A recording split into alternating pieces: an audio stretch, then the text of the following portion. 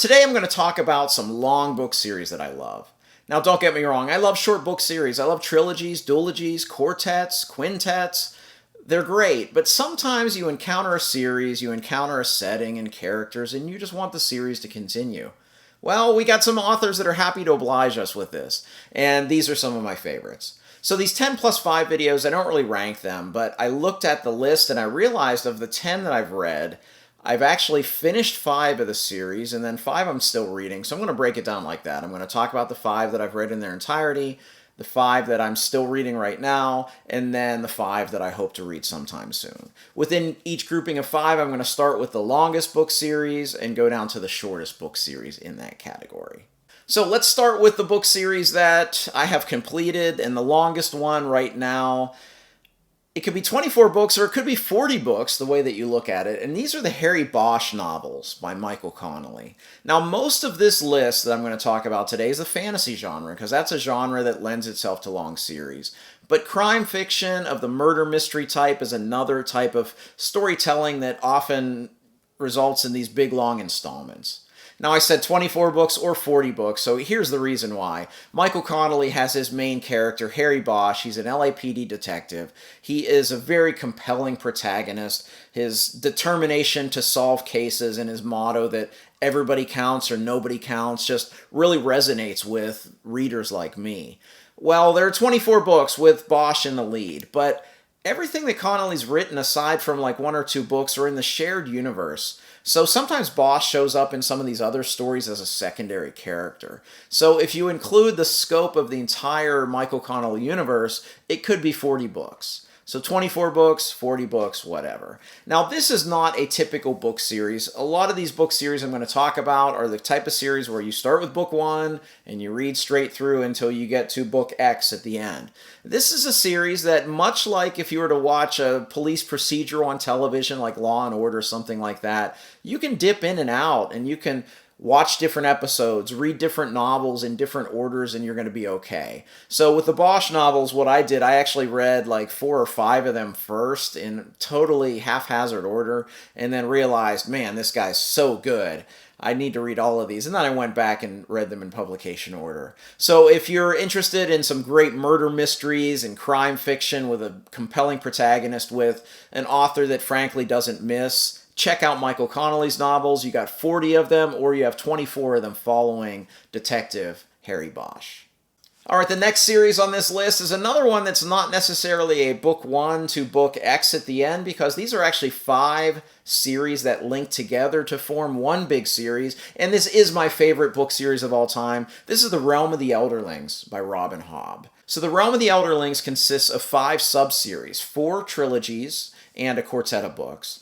The Farseer trilogy came first, followed by the Live Ship Traders trilogy, the Tawny Man trilogy, the Rainwild Chronicles, which is 4 books, and then the Fits in the Full trilogy. And that's kind of the suggested reading order. What's really interesting in this Realm of the Elderlings is the 1st, 3rd, and 5th series follow a single character. You meet him in the first book as a young boy, and through the 3 series you see basically the scope of his life, and you see him as an old man at the very end. And it's one of the most brilliant character studies that I've ever read. Hobb is a brilliant character writer, but she's also just beautiful prose, incredible world building, great theming. She is one of the masters of the genre, and Realm of the Elderlings is my favorite. Now, this is a little unorthodox series because there are 5 of them. I've known people that have actually switched the first 2 series, which could be done.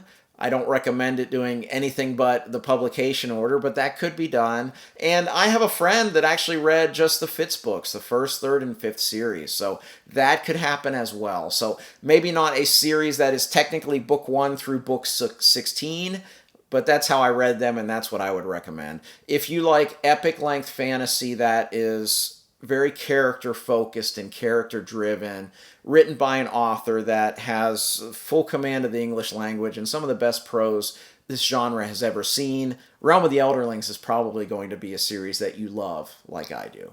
Okay, 3rd series, we finally have a series that you start with book 1 and you progress to book 14, and that's The Wheel of Time by Robert Jordan and Brandon Sanderson. So if you don't know the story of The Wheel of Time, Jordan wrote the first 11 books, and became ill and passed away before he finished what was going to be the last book. And Brandon Sanderson was hired to finish the series, and he did it in 3 books based on of Jordan's notes. Like, the last chapter is still Jordan's, and like the prologue of each book is still Jordan's, but Sanderson finished the series admirably. I thought he did a great job with this. So The Wheel of Time is the first series here where you do need to read 1 through 14, although my friend Kyle skipped some in the middle and it somehow worked for him, but I don't recommend that. I recommend reading all of it.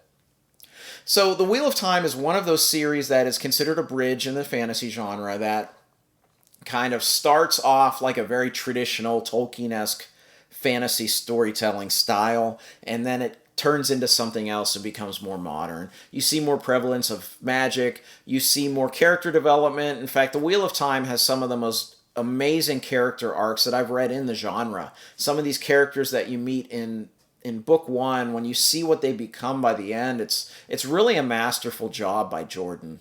Now, the series does have some detractors. They say that Jordan's writing can be a little overwritten, a little repetitive. I won't push back at that, but I actually missed his writing style when Sanderson took over, so take that, however you will. And there's the slog in the middle. The books 7 through 10, the plot really slows down. There's more focus on some world building and some character elements. And it's not the best part of the series. But overall, my journey through the Wheel of Time is something that I love and cherish. It will always have an important part in my heart because, as most of you know, if you've been on this channel for a while watching my videos, I took a big break from the fantasy genre. I think like 18 years where I didn't read much fantasy at all. And Wheel of Time is what brought me back. And after I read Wheel of Time, that's when I've discovered some of my absolute favorite authors of all time, like Robin Hobb, Guy Gabriel Kay, Joe Abercrombie. I wouldn't have read those authors probably had I not come back to reading the fantasy genre. So I have the Wheel of Time to thank for that. So epic length, fantasy storytelling, some great character arcs. It is a commitment, but if you're not afraid of reading 14 big chunkers, I do love and hope that you would also love The Wheel of Time by Robert Jordan and completed by Brandon Sanderson. Well, I mentioned Joe Abercrombie, and he's up next. So Joe Abercrombie has 9 books in the First Law universe, and somebody right away is saying, well, it's not one big series, but it kind of is. Joe Abercrombie wrote an initial trilogy called the First Law Trilogy. Then he wrote 3 standalone novels within the First Law universe, and then he wrote a sequel trilogy called The Age of Madness. And while they are separate, you could probably read The Age of Madness by itself, or you could pick up a standalone by itself. There is enough element of a through narrative that Abercrombie himself admitted in an interview that I saw that he secretly wrote a 9-book epic. So if Abercrombie considers it a 9-book epic, I'm going to consider it a 9-book epic. I really love Abercrombie's First Law novels.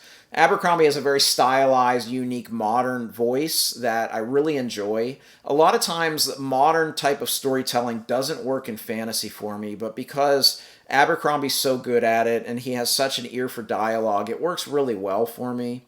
And the other thing I really love about this is, even though it is a trilogy, 2 trilogies with 3 standalones in the middle, there are character arcs that go through all 9 books. In fact, there's at least one character that's in like 8 of the 9 books.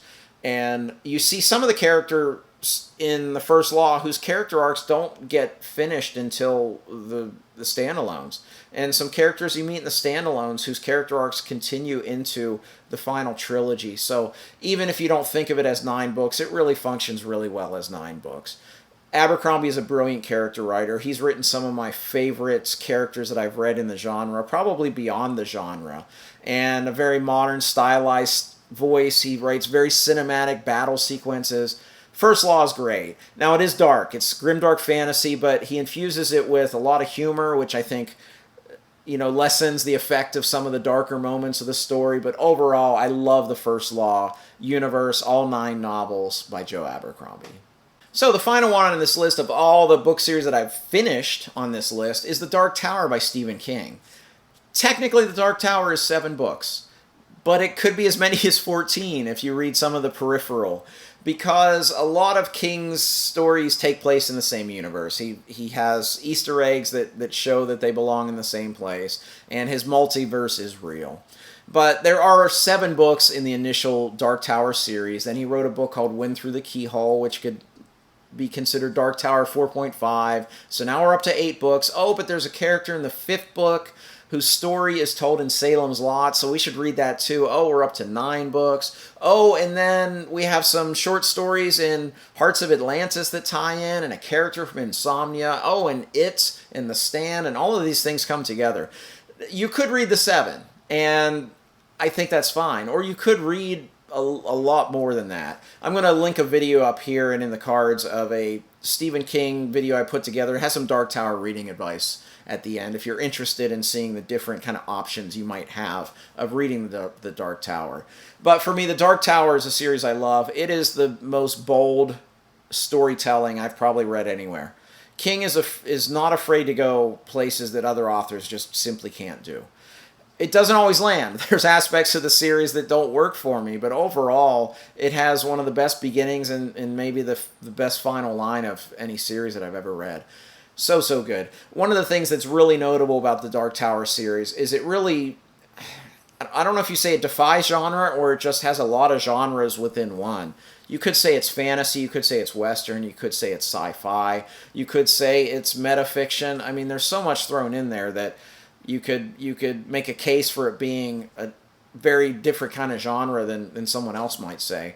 So the Dark Tower is some great storytelling. Roland Deschain, the gunslinger, is one of my favorite literary characters of all time. There's a quartet, a fellowship of characters that get together that are one of my favorites, and fellowships are one of my favorite things in fiction, especially fantastical fiction. Dark Tower has it all. It's bold, it's brash, he swings for the fences. Sometimes he swings and strikes out with some things, and sometimes he knocks it out of the park. But overall, I think the Dark Tower did knock it out of the park, and it's the last one on this list I'm talking about today that I've 100% finished. All right, on to 5-book series that I'm currently reading. Now, this first one, you may say, how can you love it already? You've only read 1 book. I'm going to talk about Discworld by Sir Terry Pratchett. There are, I think, 41 books. Feel free to correct me down there. I think there are 41 books in Discworld. And I've only read 1, but on the basis of that 1, like, I'm going to enjoy Discworld.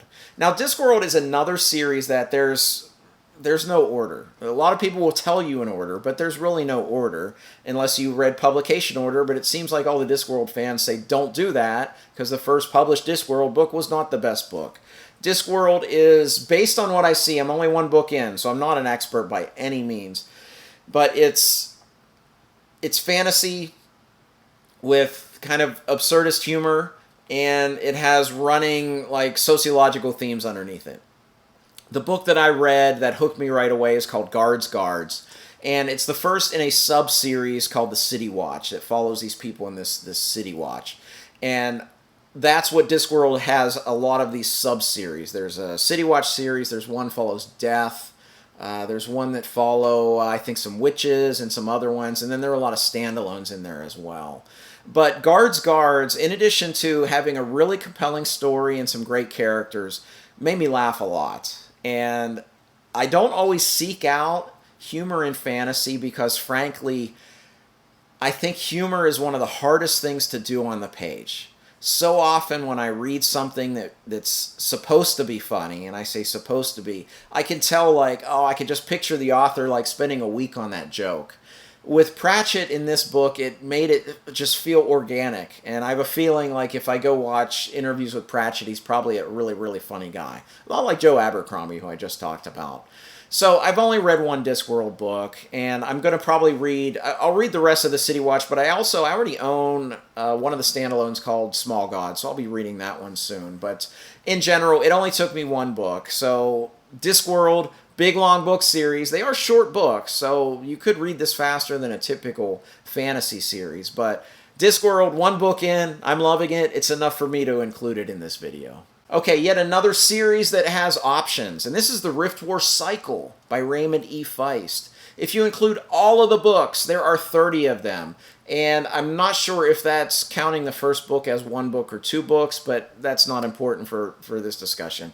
Raymond E. Feist wrote the Rift War Cycle. It began with a book called Magician, which is sometimes published as Magician Apprentice and Magician Master, depending on where you read it.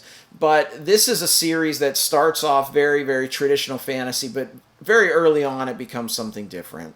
And there are a lot of sub-series here. So this is another one where there are options. There are at least 3 series that are listed on Feist's website as being not essential to the overall story of the Rift War cycle, which the first series is called the Rift War Saga. So I know that's confusing, but yeah, it is what it is.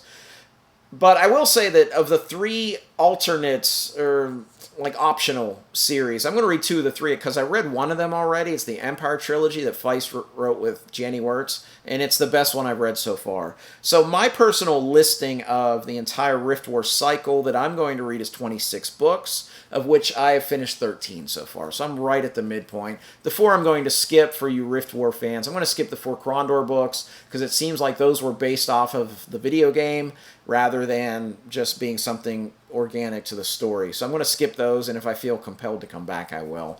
But I really like Feist's writing. One of the things I love about Feist's writing is that he never loses sight that each book should stand alone.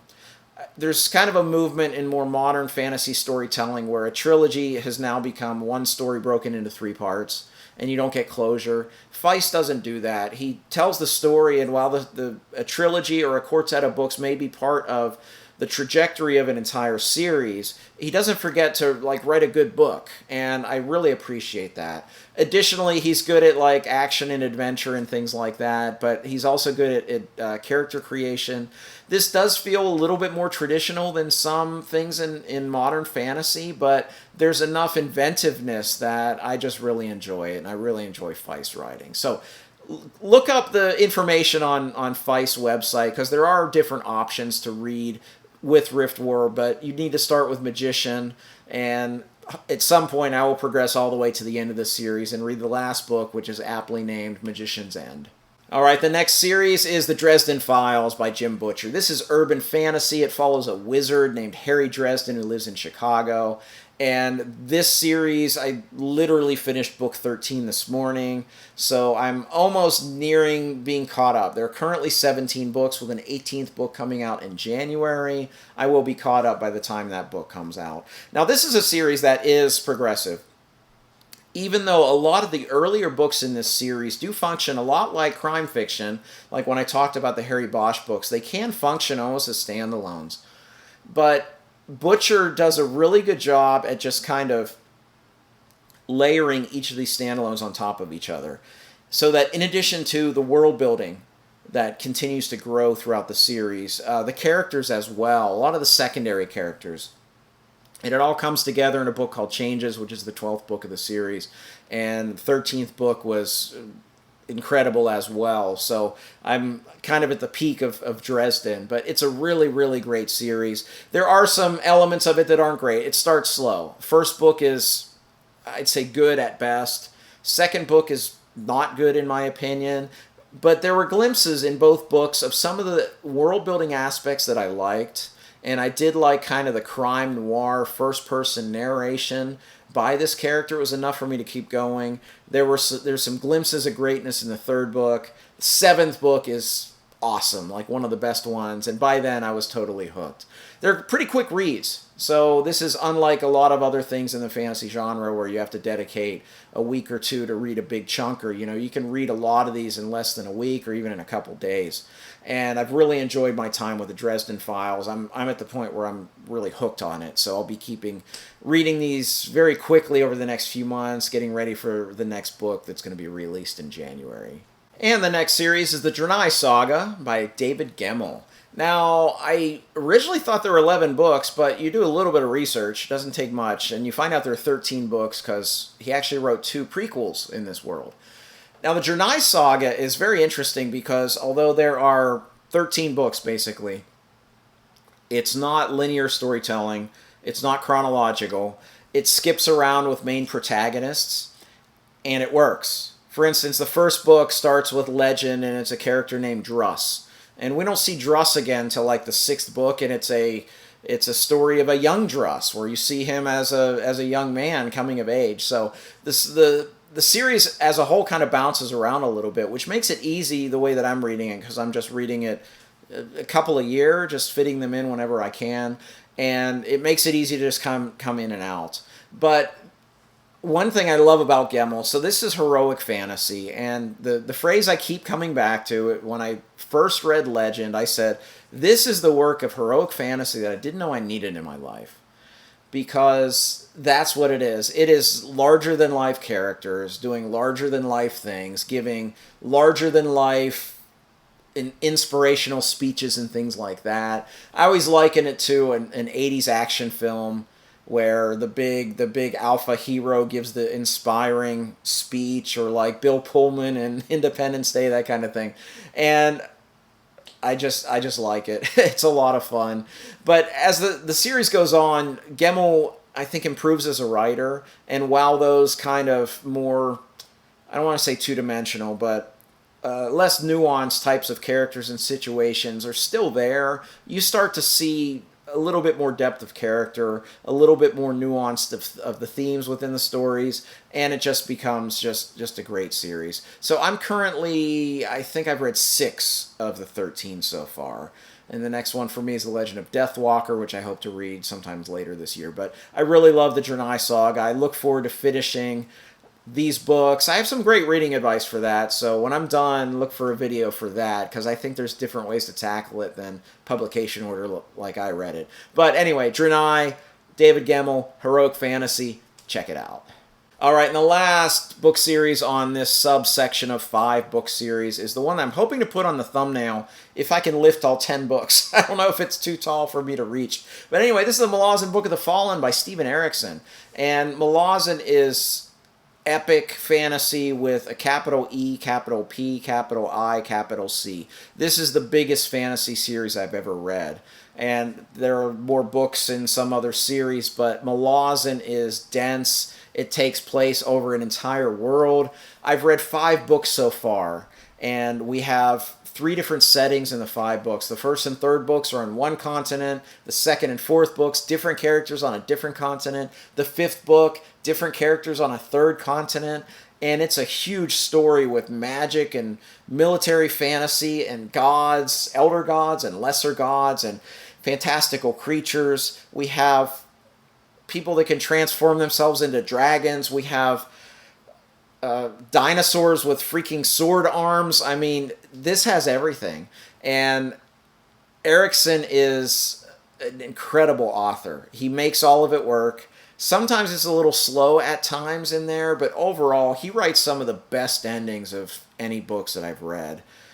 All 5 books have outstanding endings, and he just knows how to weave you into where he wants to take you by the end. But I'm really loving Malazan, and I'm going to be reading the 6th book later this year, and I want to pick it up sooner than when I have it scheduled, but can't wait to get there. So I'm only halfway through my Malazan journey. I've been shooting a series of vlogs, so if you haven't seen those, you can check those out. I originally actually DNF'd the 3rd book, and then I came back, and now I'm just 100% invested and loving this series that it seems a lot of modern fantasy readers consider the best fantasy series ever written.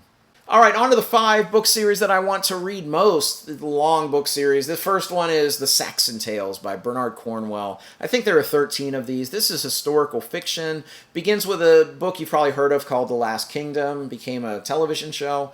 And I've read, I think, 14 books by Cornwell at this point, and he's a very consistent author. He's great at action sequences, but still has great plotting, great characterization, and he's really good at bringing settings to life, and that's something that I value from historical fiction authors. And the Saxon Tales, there are 13 of those, but I've been told you could put them down pretty quickly because Cornwell does tend to read kind of fast, especially the ones that are more action-oriented, but I look forward to reading those at some point. The next series is the 11-book series by Janny Wirtz called The Wars of Light and Shadow. This is 11 books, epic fantasy. I've heard it compared very favorably to the Malazan Book of the Fallen because of its scope, its detail, its author's skills, and I look forward to reading them. But I've also heard it's just as dense as Malazan, so I probably won't start this one until I finish the Malazan Book of the Fallen, because I think having 2 super dense epic fantasy series is not going to be great for me. But I've read this author before. I've read quite a few things. I read the Empire trilogy that she co-wrote with Raybed E. Feist. I read her short story collection. I read her debut novel, and I'm actually reading Master of White Storm, one of her earlier standalone fantasy novels later this year. probably next month. So I do enjoy reading this author, and I look forward to reading her big magnum opus, The Wars of Light and Shadow, at some point. Next is a 10-book series that I think is historical fiction, but it may have some elements of like magical realism or fantasy or supernatural. And this is the Matthew Corbett series by Robert McCammon. There are 10 books in the Matthew Corbett series. The first book is called Speaks the Nightbird. And I've only read 2 books by McCammon, Swan Song and Boy's Life, but those books were so good when I recently counted down my top 50 books of all time. Both of those books made the top 50. So this is kind of where I want to go next with McCammon's books. I know that it's set around the Salem witch trials, at least first book, so that's why I wonder if there's a supernatural element to this series that's kind of going to be historical fiction, but I look forward to reading this sometime soon. And hey, if you've read this one, let me know kind of what the setting's like, what the story's like. I've had few people recommend it, but haven't heard a whole lot of details, but I look forward to reading the Matthew Corbett series by Robert McCammon. Up next, a 9-book series of science fiction. That's The Expanse by James S.A. Corey. This is space opera. I've read Daniel Abraham now for the first time and absolutely blew me away. I've read 3 of the 4 books of the Long Price Quartet as of filming this video. And I really enjoy that author. And I've heard great things about The Expanse. I really want to watch the show too. So hey, if you've done both, can I watch the show before picking up the books? Because I'm currently reading a big epic science fiction series called The Sun Eater by Christopher Rocchio. So I won't start The Expanse until that one's done. So can I watch the show? Because I love sci-fi. Sci-fi is my #1 favorite thing to watch, like movies and television. So I do want to watch it. But I've heard great things about these books. James S.A. Corey, I've mentioned Daniel Abraham. He's half of that equation. I think the other author's name is Ty Frank. And they co-write these together as James S.A. Corey. And I do look forward to reading The Expanse at some point. In the final series, this is one to kind of whet my appetite for some old school fantasy. It's a 7-book series by some authors that I read as a youth, Margaret Weiss and Tracy Hickman. This is the Deathgate cycle. So I had read those authors, the Dragonlance Chronicles and the Dragonlance Legends, way back when, as well as some other things. There were some, I think it was called a Dark Sword series that I read by them as well. And then I've read some of their short fiction in the Dragonlance universe. I've since reread a lot of the Dragonlance works. And while the Chronicles felt like a pretty formulaic D&D campaign, I thought the Legends series in particular was a lot more focused, and I thought went some really interesting ways. So I've heard people talk about Deathgate Cycle, where they're kind of in their own world, I guess, and they're not having to play around in the constraints of the Dragonlance, the D&D setting. So I really want to read that at some point. It's been on my radar for a long time, so that'll be something that I'll kind of whet my appetite with reading some traditional fantasy. And you can probably guarantee when I pick those up, I'll be looking for the mass market paperbacks. So those are some long book series that I love and some that I hope to read sometime soon. I'd love to hear your list below. Tell me some great long series that you love and then some others you'd love to read. And then I'd love to talk with you about any of these as well. So if you like this video, please like and subscribe. You can also find me on Twitter, Goodreads, and the Fireside Discord. I'd love to interact with you there. As always, thank you for watching. Until next time, goodbye.